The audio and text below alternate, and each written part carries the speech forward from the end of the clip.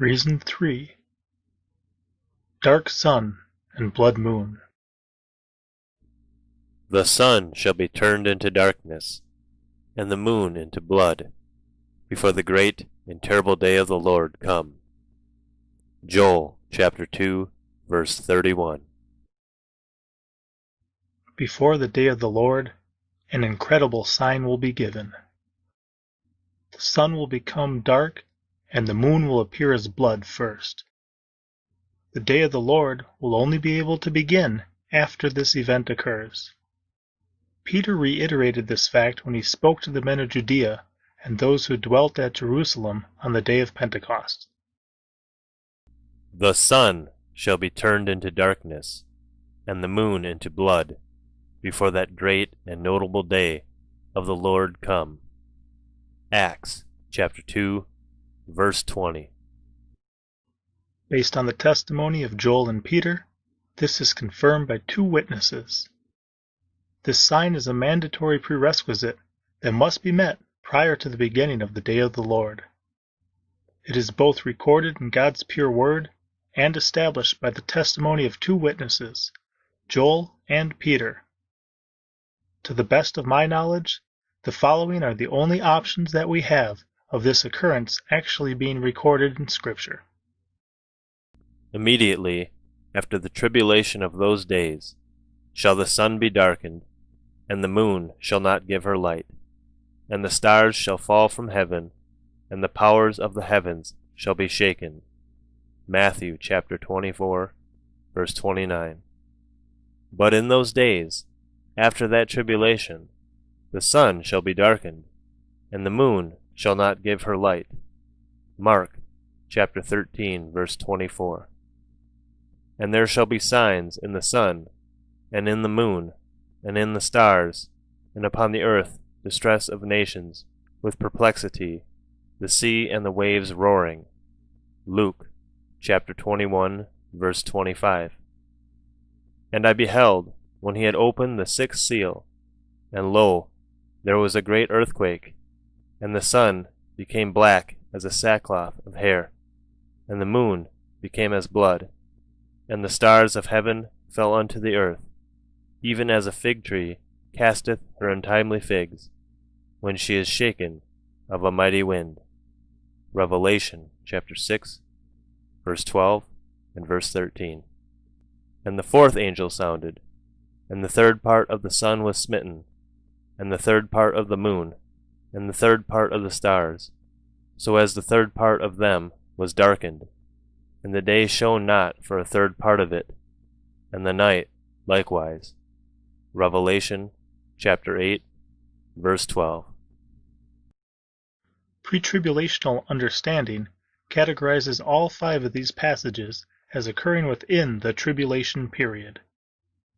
They generally either believe the day of the Lord to be synonymous with the tribulation or as a time that includes the tribulation.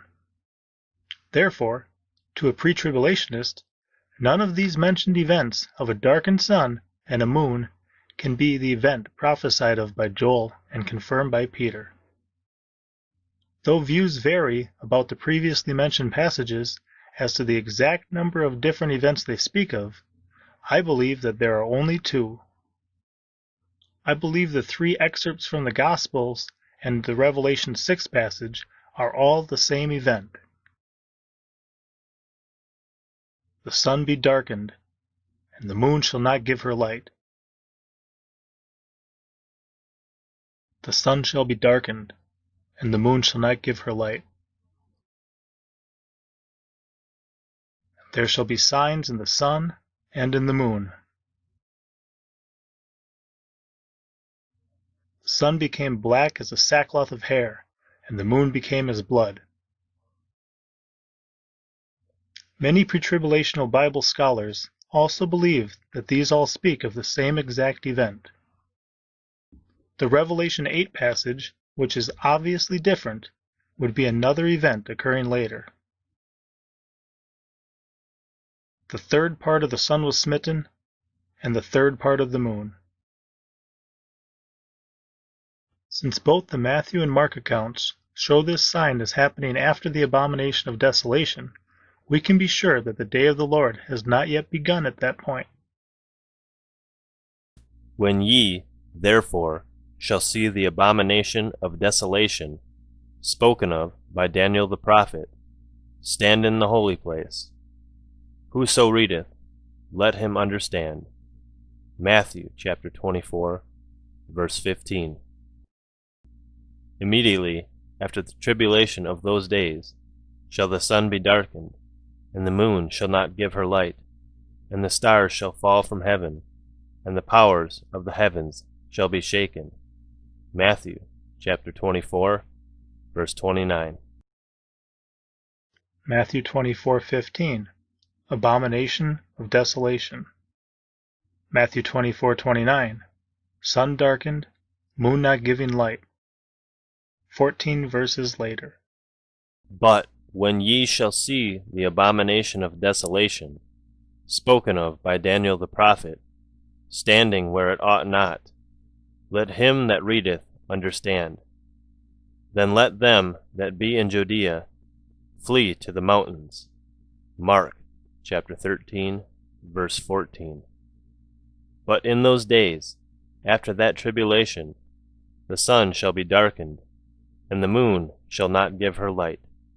Mark chapter 13, verse 24. Mark 13:14, abomination of desolation. Mark 13:24, sun darkened, moon not giving light. 10 verses later. Since the day of the Lord cannot start until after the sign in the sun and the moon, and since the abomination of desolation cannot occur during the day of the Lord, this timing illustrated in Matthew 24 and Mark 13 makes perfect sense. It also fits perfectly with the literal understanding of Isaiah 2:11-17 and 2 Thessalonians 2:1-4. Reason 1, the day of the Lord, and reason 2, 2 Thessalonians 2:1-4, agree with this third reason. Scripture will not contradict itself, and it should be taken literally. Allowing Scripture to interpret Scripture clearly reveals that both the abomination of desolation and the sun being turned into darkness and the moon into blood will occur before the day of the Lord begins. Interestingly, the pretribulational view paints an entirely different sequence of events. First, they must believe that prior to the beginning of the day of the Lord, and there, the tribulation, the sun shall be turned into darkness and the moon into blood. Joel 2:31. Then, during the tribulation, the sun became black as sackcloth of hair, and the moon became as blood. Revelation 6:12b, as a result of the sixth sealed judgment. Next, at the fourth trumpet, the third part of the sun was smitten, and the third part of the moon, and the third part of the stars, so as the third part of them was darkened, and the day shone not for a third part of it, and the night likewise. Revelation 8:12. Because pretribulationists believe that the Olivet Discourse, as recorded in Matthew 24, Mark 13, and Luke 21, has nothing to do with the rapture, but instead is about the return of Jesus for the Battle of Armageddon, then, prior to Jesus splitting the Mount of Olives, since that unrecorded event is what they believe is happening in Matthew 24, shall the sun be darkened, and the moon shall not give her light, and the stars shall fall from heaven. Matthew 24:29.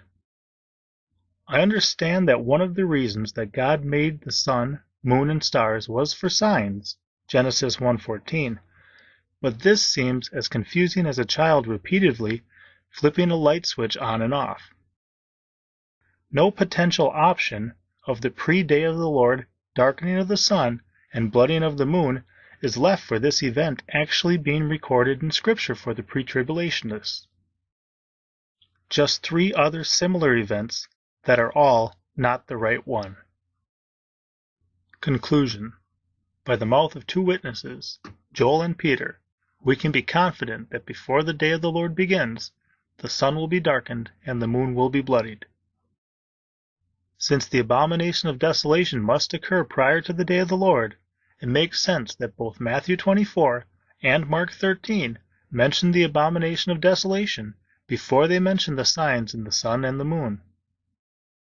In the pretribulational view, though we are told twice that such an event will occur prior to the day of the Lord, and though 5 options exist for this major event being recorded in Scripture, none of those options could actually be that particular event.